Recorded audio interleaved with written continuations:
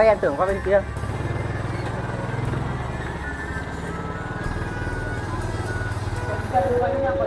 Em quay mà, em là quay mà. Ở dưới này rồi. Ồ, đường. Em muốn nhá. Lên đường không đường về. Ôi.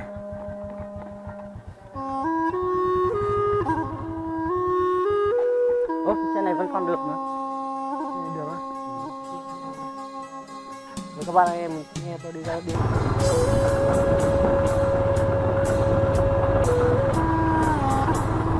Đây à, đi ra đây. À đây, ăn Tết à? Đúng rồi, ăn Tết à. Kéo vợ nhá. Mà sao vẫn nhỉ?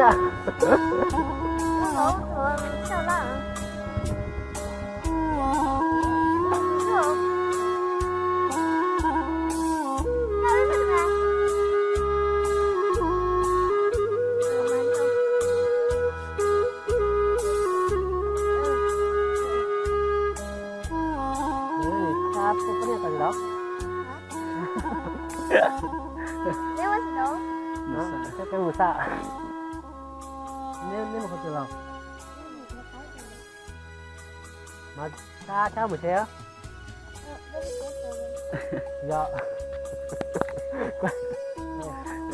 phía xài nếu một gì tao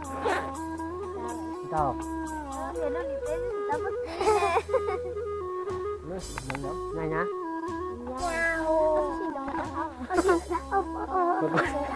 đổi lên đi, anh đổi lên đi. Đây trước với em. Đẹp đẹp không? Đẹp không? Đổi lên đi thì em quay cho nào. Đẹp đấy. Đây. Đấy.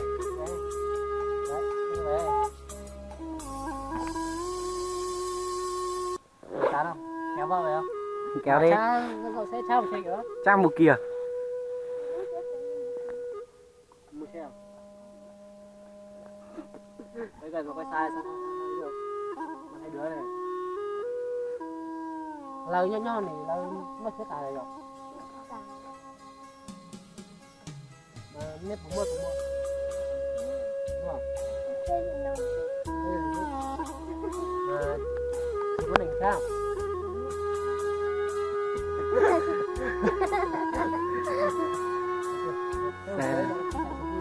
lên nè một đây à?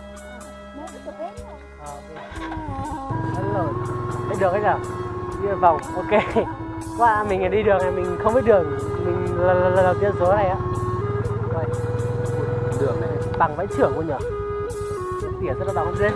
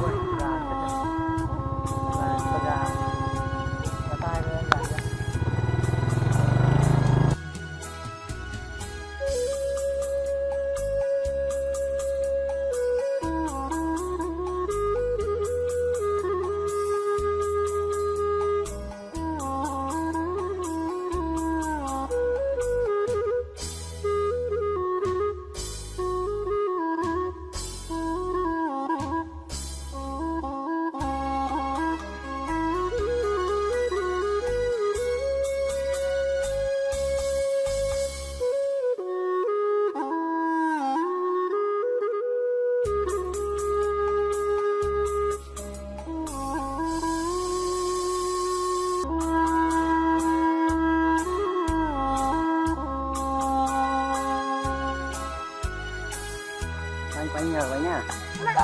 Ui, bay cao ấy.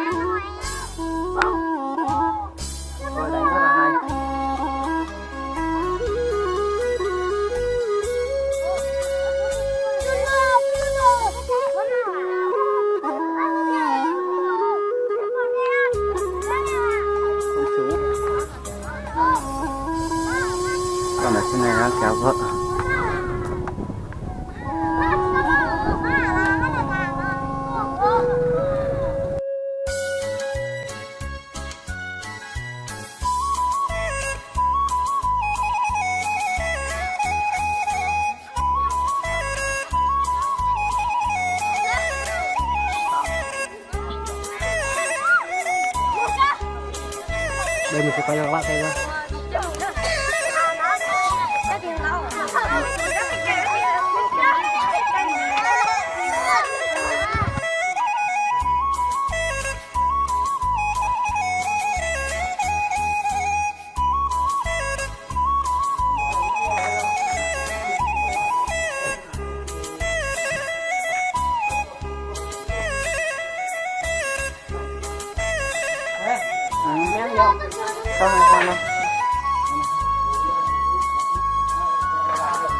Không mua đồ gì.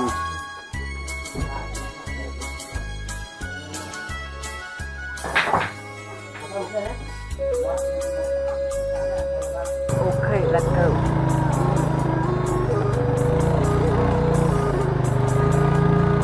Mình quen đấy nhỉ? Mình quen đấy. Một xa. Đi qua bên kia số này, đi qua bên kia phải số này xem được khó không về, bảo qua giờ xem có đường về không. Được không? Qua đây đường đi về đúng không? Con đấy à? Con lớn này rồi á? Ô, con lớn này á? Đấy trước anh còn học lớp 9 ở đâu bên kia em còn nhỏ. Vợ à? Đây là vợ anh à? Nhà anh ở? Anh là nhà ở đâu? Nhà ở đâu đây? Ở bên này thôi phải không? Nhà anh là ở bên này.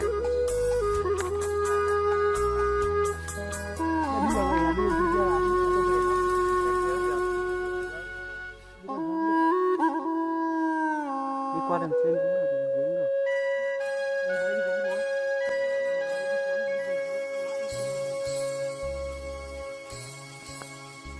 Anh là trước là học hết lớp 9 phải không?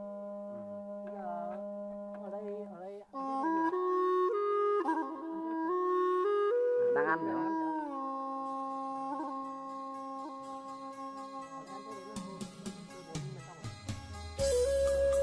Hôm nay là mùng 4 đấy phải không?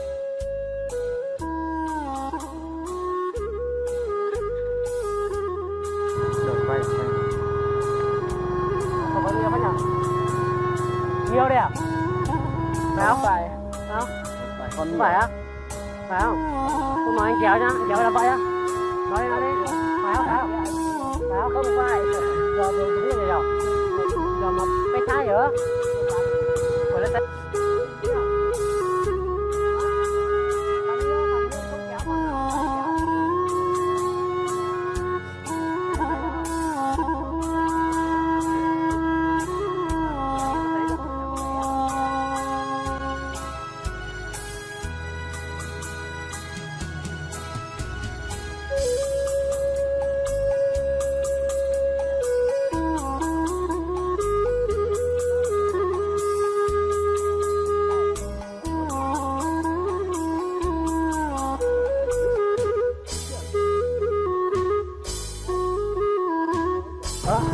Quay được không?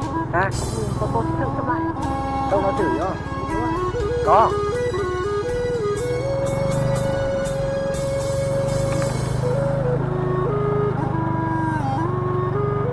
Cô không ở đây đâu, sẽ ở đây là một em nữa này. Cái này mua kho chưa? Mua kho chưa? Mua sao chưa? À chị? Chị Phong đúng không chị ạ? Nếu mua sao tôi là gì?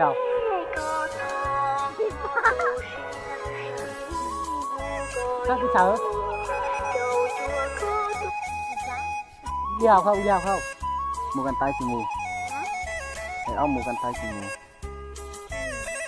Găng tay là nhó bể tử. Chỉ cả là mà cô đó chỉ mùa hô mùa. Cô đó chỉ chỗ hô mùa ta.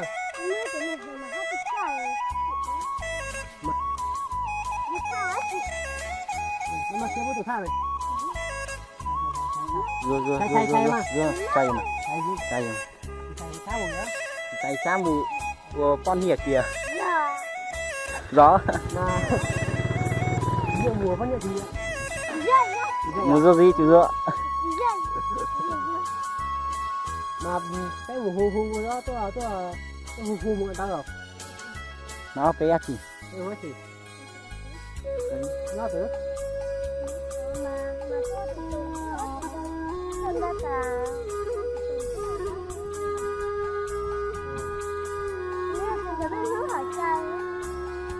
mua sao hết Đây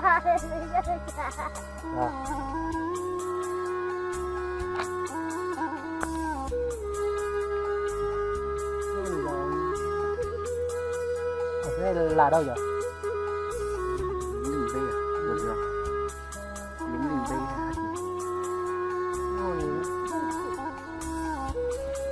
Ok, mình quay ra thì đưa em sẽ đi tiếp. Wow, cái mặt này rất là đông này. Mình quen đấy, mình quen đấy. Mới quay rồi. Nhưng mà hơi tốt.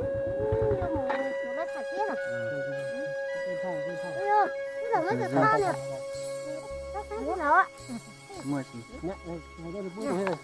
Đưa bé Đấy à? Mua sống.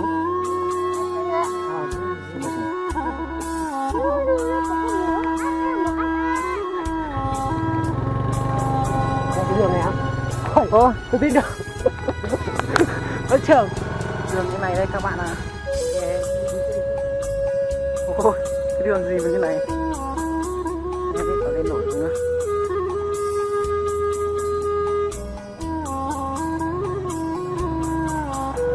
Ôi, thật ra chạm gầm anh ơi, chạm phanh sau đừng bóp phanh, nó bóp phanh làm gì, ga lên luôn.